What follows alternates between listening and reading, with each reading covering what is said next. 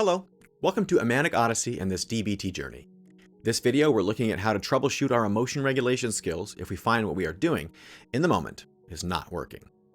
The first thing to do when troubleshooting an emotion regulation skill is to check your biological sensitivities. Ask yourself, am I biologically more vulnerable? Do I have untreated physical illness or distress? Am I out of balance on eating, drug use, sleep, or exercise? Have I taken medications as prescribed? All the questions you can ask to check in with your biological well-being and vulnerabilities. Next, check your skills. Review what you have tried already. Did you try a skill likely to be effective? Did you follow the skill instructions to the letter? Sometimes we end up picking a skill that is not the best fit for our particular emotional situation, and it can be helpful to see if there is a simpler skill to use for a particular moment. And lastly, check for reinforcers.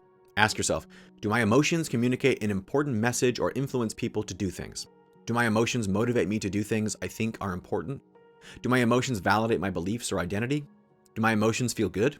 If the answer to these questions is yes, first practice interpersonal effectiveness skills to communicate. Second, work to find new reinforcers to motivate yourself. Third, practice self-validation. Fourth, do pros and cons for changing your emotions. Once you've done this, check your mood. Ask yourself, am I putting in the time and effort that solving my problem will take? If you find that the answer to this question is no, do the following. Do a pros and cons for working on this skill. Practice radical acceptance and willingness skills. Practice the mindfulness skills of participating and effectiveness. Next, check for emotional overload. Ask yourself, am I too upset to use complicated skills? If the answer to that question you find is yes, ask yourself, can the problems I am worrying about be easily solved now? If yes, do problem solving. If no, practice mindfulness of current emotions. If your emotions are too high for you to think straight, go to tip skills. Finally, the last troubleshooting step is to check for emotion myths getting in your way. Check for judgmental myths about emotions such as some emotions are stupid or there's a right way to feel in every situation. Then check for beliefs that emotions and identity are the same.